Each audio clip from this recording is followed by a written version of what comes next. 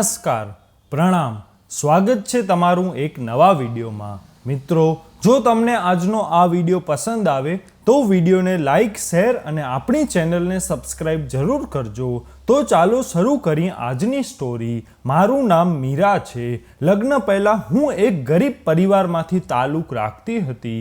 હું ગામડાની હતી, પરંતુ તેમ છતાં હું સરકારી શાળામાં 10 સુધી ભણી હતી। હું બહુ સુંદર ન હતી। અમારા પરિવારમાં સૌથી મોટી પુત્રી હતી, તેથી મારા માતા પિતા મારા લગ્ન કરાવવા જલ્દી કરતા હતા।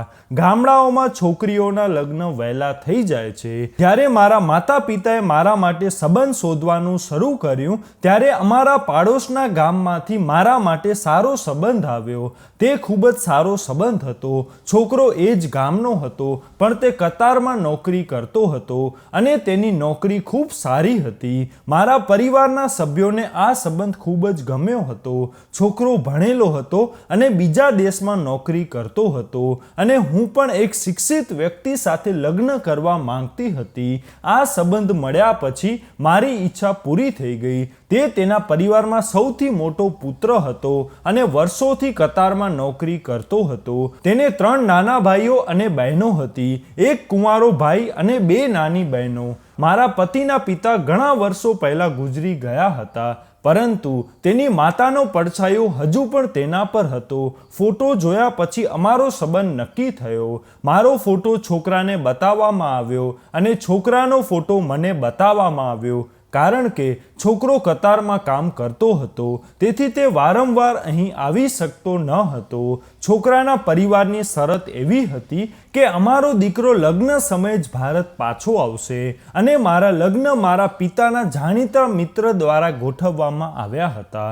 તેથી મારા પતિ મારા માટે સાવ અજાણ્યા હતા। બંને પરિવારની ઈચ્છાથી અમારો સંબંધ નક્કી થઈ ગયો, અને થોડા દિવસો પછી અમે લગ્ન કરી લીધા। લગ્નની પહેલી રાત્રે મારા પતિનું વર્તન મને ખૂબ જ ગમ્યું। મારા સાસરિયાનું ઘર ઠીકઠાક હતું। ઘર થોડું નાનું હતું, પણ મારા પતિની આવક સારી હતી, એટલે મારી માએ મને સમજાવ્યું હતું કે ઘરથી કંઈ થતું નથી, છોકરાની આવક સારી હોવી જોઈએ। મેં પણ આ હકીકત સ્વીકારી લીધી, અને લગ્નના 4 દિવસ પછી જ મારા પતિએ તેમનો સામાન પેક કરવાનું શરૂ કર્યું, કારણ કે તેમને કતાર પાછા જવાનું હતું। આ સાંભળીને હું રડવા લાગી, કારણ કે અમારા લગ્નને ઝાઝો સમય પણ થયો ન હતો, અને મારા પતિ સમર મને મૂકીને જતા હતા। હું અહીં તેના વિના કેવી રીતે રહીશ? અમે એકબીજાને બરાબર જાણતા પણ ન હતા। હું મારું જીવન મારા પતિ સાથે વિતાવવા માંગતી હતી। લગ્ન પહેલાં મને ખબર હતી કે મારા પતિ ઘણા વર્ષોથી કતારમાં નોકરી કરે છે, પણ લગ્નના 3-4 દિવસ પછી જ્યારે તે જતા હતા, ત્યારે મને આઘાત લાગ્યો કે મને કલ્પના પણ નહોતી કે તે અચાનક આટલી જલ્દી કતાર જવાની તૈયારી કરવા માંડશે। મેં વિચાર્યું હતું કે કદાચ 1 કે 2 મહિના અહીં જ રહેશે, મને ફરવા માટે લઈ જશે અને મારી સાથે સારી રીતે વાતચીત કરશે, પણ એવું કંઈ ન હતું। તે 3-4 દિવસમાં અહીંથી જવાની તૈયારીમાં વ્યસ્ત હતા। મેં તો આંખોમાં આંસુ સાથે મારા પતિને પણ કહ્યું કે તમારા વિના કેવી રીતે રહી શકીશ? મારી વાત સાંભળીને મારા પતિ કહેવા લાગ્યા, આ મારી મજબૂરી છે। હું ત્યાં નોકરી કરું છું। હું અહીં વધુ સમય નહીં રહી શકું। મારી નોકરી જોખમમાં આવી શકે છે। હું અહીં 2 મહિનાની રજા ઉપર આવ્યો હતો, પરંતુ કંપનીએ અચાનક મારી રજા રદ કરીને મને પાછો બોલાવ્યો છે। કદાચ ત્યાં વધુ કામ છે, તેથી જ મને ત્યાંથી વારંવાર ફોન આવે છે। આ સાંભળીને મારી આંખો ભીની થઈ ગઈ, અને મને ગુસ્સો પણ આવી ગયો। મને થયું કે મારે કોઈ વિદેશી સાથે લગ્ન ન કરવા જોઈતા હતા, તેનો અહેસાસ મને હવે થતો હતો। મારા પતિને તેમની વસ્તુઓ પેક કરી અને મને કહ્યું તેઓ થોડા સમય માટે બજારમાં જઈ રહ્યા છે, અને જ્યારે તેઓ ઘરે પાછા આવ્યા ત્યારે મેં જોયું કે તેઓ લગભગ 15થી 20 કિલો ફટકડી લાવ્યા હતા, અને મને કહ્યું કે બધી ફટકડી મારા સામાનમાં રાખ। આટલી બધી ફટકડીઓ જોઈને મને આશ્ચર્ય થયું, અને મેં કહ્યું, તમે ત્યાં જઈને આનું શું કરશો? તમે તેનો શું ઉપયોગ કરો છો? અને તેનાથી તમારા સામાનનું વજન પણ વધી જશે, અને પછી ફટકડીના પૈસા પણ અલગથી આપવા પડશે। શું અમારા વિસ્તારની જેમ ત્યાં ગંદુ પાણી આવે છે અને તમે તેને સાફ કરવા માટે ફટકડી લઈ જઈ રહ્યા છો? મેં આ બધું મારા પતિને મારા હિસાબથી કહ્યું હતું. મારી માતા હંમેશા વાસણ સાફ કરવા વાસણમાં ફટકડી નાખી તેને ફેરવીને બહાર કાઢતી હતી. અમારા વિસ્તારમાં ગંદુ પાણી આવતું હતું. માતા કહેતી હતી કે આમ કરવાથી વાસણો સંપૂર્ણ સ્વચ્છ થઈ જાય છે અને પાણીના કીટાણુઓ વાસણોમાં ચોંટતા નથી. મારી વાત સાંભળીને સમર હસવા લાગ્યા અને કહ્યું કે તમારા વિસ્તારોમાં તેનો ઉપયોગ વાસણો સાફ કરવા માટે થતો હશે, પરંતુ ત્યાં તો શુદ્ધ પાણી મળે છે. કતારની મહિલાઓ તેનો ઉપયોગ બીજી વસ્તુમાં કરે છે. હું તે જાણતો નથી, પરંતુ એ જાણું છું કે તેની કિંમત ત્યાં ઘણી વધારે છે. કતારની સ્ત્રીઓ ફટકડી ડબલ પૈસામાં ખરીદવા માટે પણ તૈયાર થઈ જાય છે.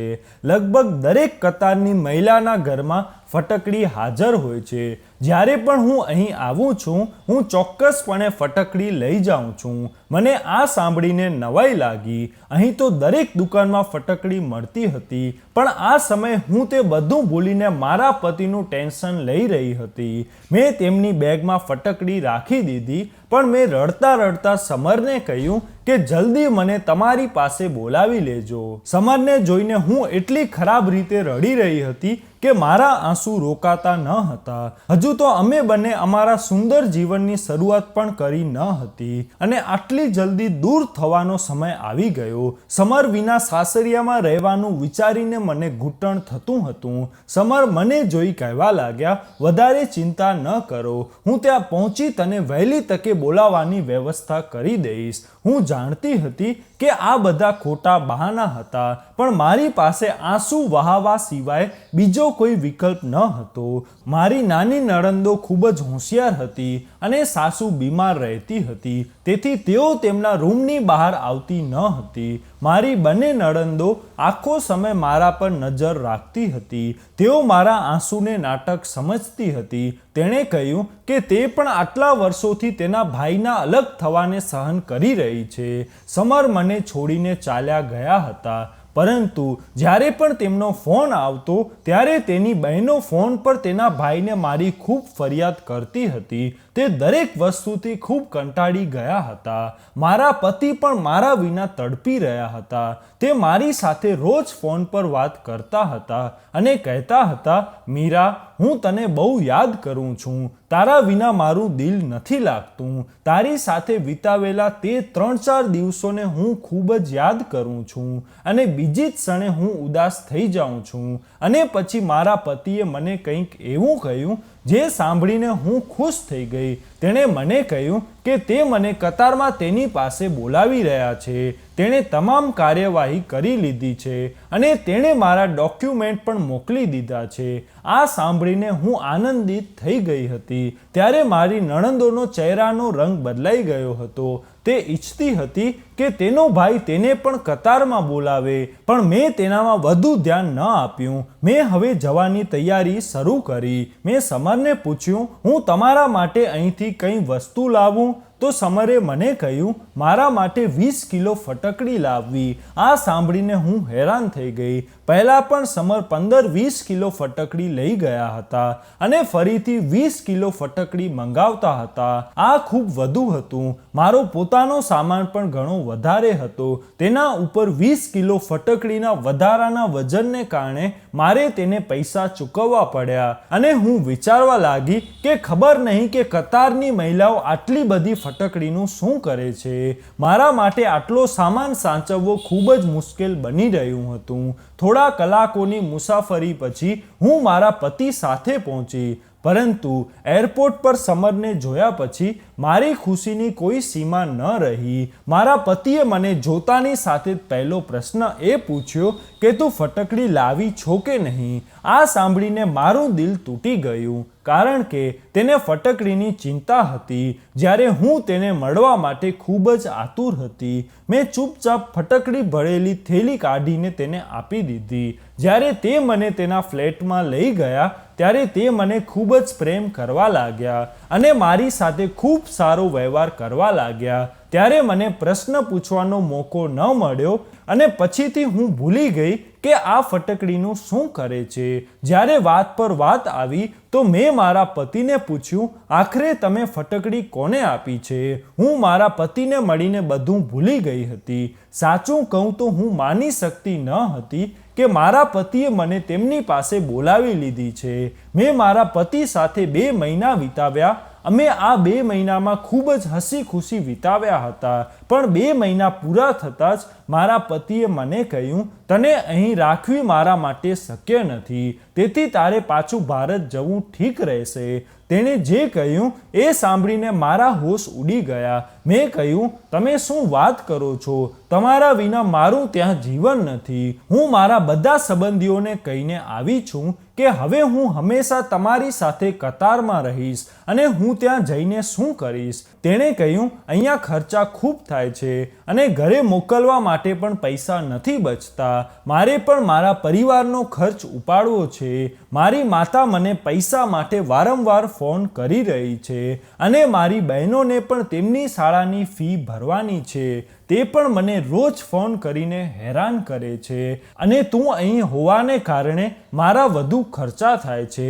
ત્યારે મેં મારા પતિને કહ્યું, જો આવું હશે તો હું પણ અહીં નોકરી કરીશ અને હું મારો ખર્ચ જાતે ઉઠાવીશ, પણ હું તમને છોડીને અહીંથી પાછી નહીં જાઉં. હું ત્યાં એકલી જિંદગી વિતાવી શકતી નથી. મારી વાત સાંભળીને સમર કહેવા લાગ્યા, તું ભલા અહીં શું કામ કરીશ? તને શું કામ આવડે છે? તું શું અહીં નોકરી કરીશ?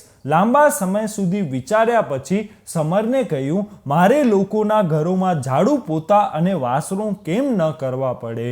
હું બધું કરીશ, પણ હું અહીંથી પાછી નહીં જાઉં. સમરને લાગ્યું કે હું મજાક કરી રહી છું, પરંતુ મેં નજીકના ફ્લેટમાં રહેતા પરિવારના ઘરનું કામ કરવા માટે કહ્યું હતું. ત્યાં હું ઘણા લોકોને ઓળખતી હતી, કારણ કે અમે જ્યાં રહેતા હતા ત્યાં ભારતીય પરિવારો પણ હતા. ત્યાં 2-3 પરિવારો એવા હતા જેઓ રસોઈ માટે સ્ત્રીની શોધમાં હતા.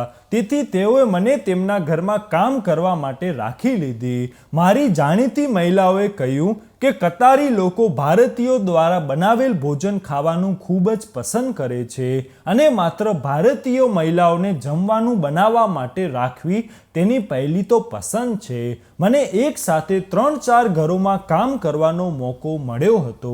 હું આનાથી ખૂબ જ ખુશ હતી અને મારી ખુશીની કોઈ સીમા ન હતી. મને કોઈના ઘરે ખાવાનું બનાવવાની નોકરી મળી તો કોઈના ઘરમાં સફાઈ કામ કરવાની નોકરી મળી. મને મારા કામ માટે સારા પૈસા પણ મળતા હતા અને મારા પતિ સમર સાથે હવે સરળતાથી હું રહી શકતી હતી.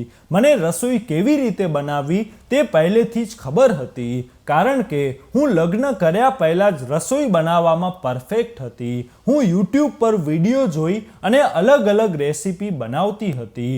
રાત્રે જ્યારે મેં મારા પતિને વાત કરી કે મને નોકરી મળી ગઈ છે, ત્યારે મારી વાત સાંભળીને મારા પતિ તો આશ્ચર્યચકિત થઈ ગયા અને કહેવા લાગ્યા કે તને તો ખરેખર નોકરી મળી ગઈ છે, પરંતુ હું તને બીજા લોકોના ઘરમાં જઈને કામ કરવાની પરવાનગી આપી શકતો નથી. એમ કહીને મારી બધી ખુશી તેણે ખાખમાં મલાવી દીધી. પણ હું આટલી સહેલાઈથી હાર માની લેવાની ન હતી. સમરની વાત સાંભળીને હું જોર જોરથી રડવા લાગી. મારા આંસુ સમરના હૃદયને સ્પર્શ કરી ગયા હતા. તે મારા વગર રહેવા માંગતા ન હતા. હું સારી રીતે જાણતી હતી કે તેની બહેનો તેના કાન ભરી રહી હતી અને તેના પર મને ભારત મોકલવા માટે દબાણ કરી રહી હતી. તેઓ મને ભારત પાછી મોકલવા માંગતા ન હતા. હું જાણી જોઈને એટલું રડી કે સમરે મને કામ કરવાની પરવાનગી આપી દીધી અને હવે મારી ખુશીની કોઈ સીમા ન હતી, કારણ કે હવે હું હંમેશા સમર સાથે રહેવાની હતી. ખુશીથી મેં તેને ગળે લગાડ્યા અને મારી મોહબ્બતનો ઇઝહાર કર્યો. બીજા દિવસે જતી વખતે સમરે મને કહ્યું કે જો તને કામ સમજાય તો જ કરજે, નહીંતર કામ કરવાની જરૂર નથી. મેં તેને કહ્યું કે તમે ચિંતા ન કરો, હું બધું સંભાળી લઈશ અને તે ઘરની બહાર નીકળ્યા. કે તરત જ હું મારા કામ પૂરા કરવા લાગી અને પછી મારી પાડોશી મને કતારની મહિલાના ઘરે લઈ ગઈ, જેમના ઘરો ખૂબ સરસ હતા, અંદરથી બિલકુલ મહેલ જેવા દેખાતા હતા અને અહીં મહિલાઓ પણ ખૂબ મૈત્રીપૂર્ણ વર્તન ધરાવતી હતી અને કેટલીક મહિલાઓ હિન્દી પણ સમજતી હતી, પરંતુ કેવી રીતે બોલવું તે જાણતી નથી. તે બધાએ મને સમજાવ્યું કે મારે તેમના માટે કેવા પ્રકારનું ભોજન બનાવવું જોઈએ. પરંતુ પહેલા દિવસે મેં ખૂબ જ વિચિત્ર બાબત જોઈ. જ્યારે હું એક માલકીનના કિચનમાં રસોઈ બનાવવા માટે ગઈ ત્યારે એક મોટા બોક્સમાં ઘણી બધી ફટકડી પડી હતી. ફટકડી જોતાં જ મને યાદ આવ્યું કે હું અને મારા પતિ પણ ભારતથી ઘણી બધી ફટકડી લાવ્યા હતા. ખબર નથી કે સમરે એ ફટકડીનું શું કર્યું હતું અને અહીંની મહિલાઓ ફટકડી સાથે શું કરે છે અને હું તે પૂછું તો કોને પૂછું, કારણ કે ઘરમાં જેટલા નોકર હતા તેઓ બધા હિન્દી જાણતા કે સમજતા ન હતા અને સમરે પહેલેથી જ કહ્યું હતું કે તે આ વિશે કશું જાણતા નથી. સમરે પણ આ જ વાત કહી હતી કે અહીંની મહિલાઓ ફટકડી સાથે શું કરે છે તેઓ આ વિશે જાણતા નથી. મેં 2-3 કલાકમાં ભોજન તૈયાર કરી લીધું હતું. પછી હું બીજા ઘર પર રાંધવા ગઈ અને ત્યાં જઈને પણ બરાબર એ જ જોયું કે ત્યાંનું કિચન પહેલાં કરતાં વધુ ફટકડીથી ભરેલું હતું. હવે મારી અંદર એક વિચિત્ર ઈચ્છા જાગી કે આ શું મામલો છે?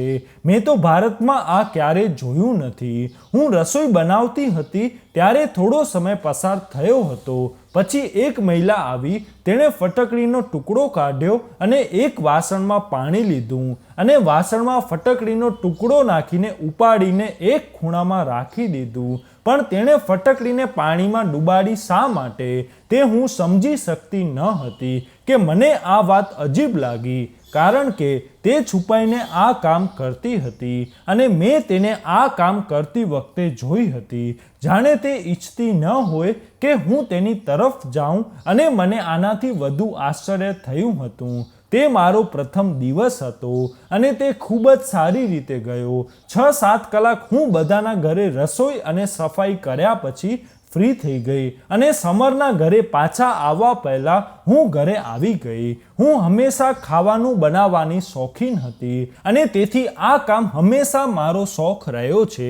તેથી મને આ વધારે કામ ન લાગ્યું. સાંજે જ્યારે સમર ઘરે આવ્યા ત્યારે તેણે ઘણા પ્રશ્નો પૂછ્યા. તેથી મેં તેને આશ્વાસન આપ્યું કે કામ ખૂબ સારું છે અને મને અહીં કોઈ પ્રકારની સમસ્યા નથી. જો તમે ઈચ્છો તો મારો આખો પગાર તમારા ઘરે મોકલી શકો છો. મને ફક્ત તમારો સાથ જોઈએ છે. હું અહીં તમારી સાથે કોઈક રીતે રહેવા માંગુ છું. મારી વાત સાંભળીને મારા પતિ હસવા લાગ્યા અને હું પણ ફક્ત તેની સાથે રહેવા માટે આ બધું કરી રહી હતી. રાત્રિ ભોજન પછી તે મને બહાર ફરવા લઈ ગયા. જ્યારથી હું કતાર આવી હતી તે પછી તે પ્રથમ વખત મને બહાર લઈ ગયા હતા. તેની સાથે ફરી હું ખૂબ જ હળવાશ અનુભવી રહી હતી. નહીંતર મને ચિંતા હતી કે મારા પતિ મને અહીંથી પાછી ન મોકલી દે. તે પછી મને મોલમાં શોપિંગ કરવા માટે લઈ ગયા. તે જોઈ હું હેરાન રહી ગઈ હતી. તે મોલમાં ઘણી સોનાની દુકાનો હતી અને અહીંની દરેક મહિલાઓએ ઘણું બધું સોનું પહેર્યું હતું.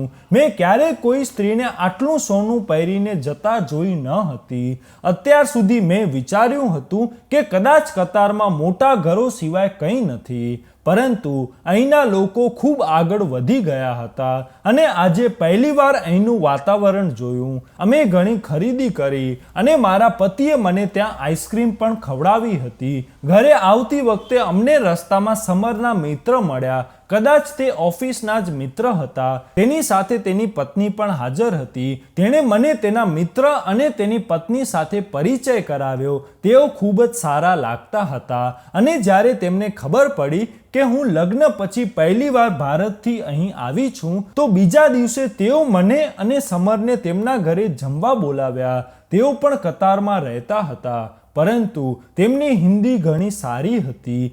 સમરે તેને ખૂબ સમજાવ્યું કે અમે જમવા માટે આવી શકતા નથી, પરંતુ તે માનવા તૈયાર ન થયા અને જ્યારે તે વધુ જીદ કરવા લાગ્યા તેથી મારા પતિએ તેમની વાત માની લીધી. હું સમરના મિત્રના ઘરે જવા ખૂબ ઈચ્છતી હતી, કારણ કે અત્યાર સુધી મેં ત્યાંના લોકોના હાથનો બનેલો ખોરાક ક્યારેય ખાધો ન હતો, કારણ કે હું એક ભારતીય હતી અને મારા હાથે ભોજન બનાવતી હતી અને અહીં કોઈના ઘરે પહેલીવાર જઈ રહી હતી.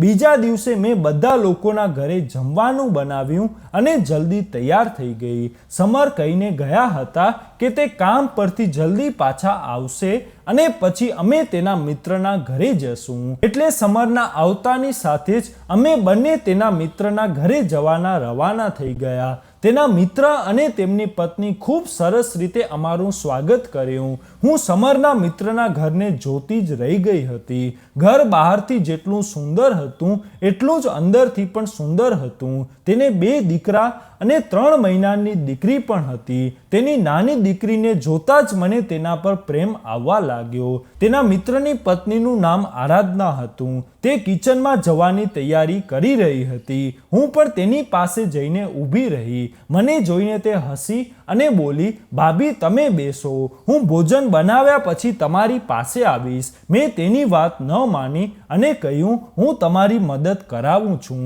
પછી હું તેને મદદ કરાવવા લાગી. પછી મારી નજર તેના કિચનમાં પડેલી ફટકડી પર પડી અને ફરી એકવાર મારા હૃદયમાં એ પ્રશ્ન ઊભો થયો કે કતારની મહિલાઓ ફટકડીનું શું કરે છે. મને લાગ્યું કે આ ફટકડીનું રાઝ આરાધનાને પૂછી લઉં છું, પણ મને થોડો સંકોચ થતો હતો, કારણ કે હું જ્યાં કામ કરતી હતી તે ઘરની માલકીન ફટકડીને પાણીમાં છુપી રીતે રાખતી હતી. આનું રાઝ શું છે? આરાધનાનું ધ્યાન રસોઈમાં વ્યસ્ત હતું. હું મારી જાતને કાબૂમાં રાખી શકી નહીં. તેથી મેં તેને પૂછ્યું, આ ફટકડી અહીં શું કામ માટે રાખવામાં આવી છે અને તમે લોકો આ ફટકડીનું શું કરો છો? અમારા ઘરમાં કિચનમાં ફટકડી મોટી સંખ્યામાં રાખવામાં આવતી નથી. મારી વાત સાંભળતા તેના ચહેરાનો રંગ બદલાઈ ગયો અને તેણે ઝડપથી ફટકડીનો ડબ્બો ઉપાડીને અલમારીમાં મૂકી દીધો. તેનો અંદાજ પણ ખૂબ જ વિચિત્ર હતો અને મારા પ્રશ્નનો જવાબ આપ્યા વિના તે રસોઈ બનાવવા લાગી અને તેથી હું પણ ચૂપ થઈ ગઈ, કારણ કે મારામાં ફરીથી પૂછવાની હિંમત ન હતી અને મને તે સારું લાગતું ન હતું.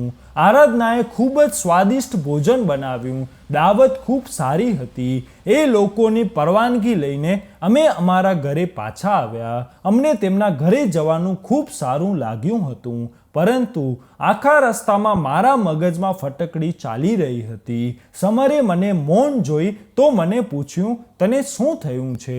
મેં સમરને બધું કહ્યું કે કેવી રીતે મેં અહીં ઘણા ઘરોમાં ફટકડીના બોક્સ જોયા છે અને આજે આરાધનાના કિચનમાં પણ મેં ઘણી બધી ફટકડી જોઈ હતી જે મોટા બોક્સમાં હતી. કતારની સ્ત્રીઓ આનું શું કરે છે? મારી વાત સાંભળીને મારા પતિ હસ્યા અને કહ્યું, તમે મહિલાઓ નાની નાની બાબતો વિશે વિચારવા લાગો છો. અહીં મહિલાઓ ફટકડી વડે કંઈ પણ કરે, આપણને શું કામ છે? પણ હું સત્ય જાણવા માંગતી હતી, કારણ કે ફટકડી અમારા ભારતમાં પણ જોવા મળતી હતી, પણ ફટકડી પર આવો કોઈ પ્રયોગ કરવામાં આવ્યો નથી જેવો અહીં કરવામાં આવે છે. સમરે કહ્યું, ચાલ હું તને શોધીને કહું કે અહીંની મહિલાઓ ફટકડીનું શું કરે છે અને તેની પાછળનું રહસ્ય શું છે. દિવસો ધીમે ધીમે પસાર થઈ રહ્યા હતા. મારું કામ ખૂબ જ સારી રીતે સ્થાપિત થઈ ગયું હતું. મને ત્યાંના લોકોના ઘરે રસોઈ બનાવવાની આદત થઈ ગઈ હતી. મારા માતા પિતા મારી સાથે દર બીજા કે ત્રીજા દિવસે ફોન પર વાત કરતા. જ્યારથી હું સમર પાસે આવી હતી ત્યારથી મારી માતાને ખૂબ જ રાહત થઈ ગઈ હતી. મેં મારી માતાને ફટકડી વિશે ઘણા પ્રશ્નો પૂછ્યા હતા. મને થયું મારી માતા ફટકડી વિશે કંઈક જાણતી હશે, પણ મારી માતાને પણ ફટકડી પાણીમાં પલાળીને શું કરી શકાય તે વિશે બહુ જ્ઞાન ન હતું. આ બાબત મારા માટે ખૂબ જ આશ્ચર્યજનક હતી. કતાર આવ્યા બાદ હું સંપૂર્ણપણે સેટ થઈ ગઈ. હવે મને ભારત પાછા જવાની કોઈ ચિંતા ન હતી. મારું કામ ખૂબ જ સારી રીતે ચાલી રહ્યું હતું. હું અને મારા પતિ અહીં ઘણું કમાતા અને જે લોકોના ઘરમાં હું કામ કરતી તેઓ પણ મારી ખૂબ કાળજી રાખતા. મારા જમવાના ખૂબ વખાણ થતા અને જે લોકોના ઘરે હું સફાઈ કરતી એ પણ મારા ખૂબ જ વખાણ કરતા, કારણ કે હું ખૂબ જ સારી રીતે કામ કરતી હતી. એક દિવસ સમર ઘરે આવ્યા. તેણે કહ્યું, મારા માટે એક સારી ચા બનાવી આપ. આજે સમર ખૂબ સારા મૂડમાં હતા. મેં મારા પતિને પૂછ્યું કે આજે તમને એવી કઈ ખુશી મળી છે જેના કારણે તમે ખુશ દેખાઈ રહ્યા છો. તેણે કહ્યું, હું તારી સમસ્યાનું સમાધાન લઈને આવ્યો છું. આજે તું ઝડપથી મારા માટે ચા બનાવીને મારી પાસે આવીને બેસ. આજે હું તારી સમસ્યાનો અંત લાવવા જઈ રહ્યો છું અને તને ફટકડીનું રહસ્ય જણાવવા જઈ રહ્યો છું. મને ફટકડીના રાઝ વિશે ખબર પડી ગઈ છે. હું ફટકડીનું રાઝ જાણવા માટે ખૂબ જ ઉત્સાહી હતી. તેથી મેં ઝડપથી મારા પતિ માટે ચા બનાવી અને બધા કામમાંથી મુક્ત થઈને તેની પાસે બેઠી. સમરે મને કહ્યું કે કતારની મહિલાઓ નથી ઈચ્છતી કે કોઈને આ રાઝ વિશે ખબર પડે, કારણ કે તેઓ તેમના જૂના સમયથી ફટકડીનો ઉપયોગ કરે છે અને તેથી જ આરાધના ભાભીએ પણ તારી વાત સાંભળ્યા બાદ તને આ વિશે જણાવ્યું નહીં. હું ખૂબ જ ઉત્સાહિત થવા લાગી હતી કે એવો પણ વળી શું રાઝ છે જે બધાથી છુપાવવામાં આવે છે. સમર કહેવા લાગ્યા કે દરેક જગ્યાના પોતાના અલગ અલગ રસમો રિવાજો હોય છે અને તેના અલગ અલગ ટોટકા હોય છે. જ્યારથી તું આવી છો ત્યારથી ત્યાં ઘણી બધી એવી વસ્તુઓ જોઈ છે જે ભારતમાં બનતી નથી અને જે ભારતમાં થાય છે તે અહીં થતી નથી. એ જ રીતે ભારતમાં ફટકડીનો ઉપયોગ જે રીતે થાય છે અહીં તે રીતે થતો નથી. કતારની મહિલાઓ તેનાથી અલગ પ્રકારનો ફાયદો હાસિલ કરે છે. હું સમરની વાત ધ્યાનથી સાંભળી રહી હતી. સમરે કહ્યું, ભારતની મહિલાઓને આ રાઝ ખબર પડી ગયો હોત તો બધાના ઘરોમાં ફટકડીના ઢગલા જોવા મળત. મેં મારા પતિ સામે જોયું અને કહ્યું, હવે તો મને કહો કે તમે કેટલું સસ્પેન્સ બનાવી રહ્યા છો. મારી વાત સાંભળીને સમરે મને કહ્યું, હું સાંભળીને ચોંકી ગઈ, કારણ કે મેં 24 વર્ષના જીવનમાં ફટકડીના આવા ઉપયોગ વિશે ક્યારે સાંભળ્યું ન હતું.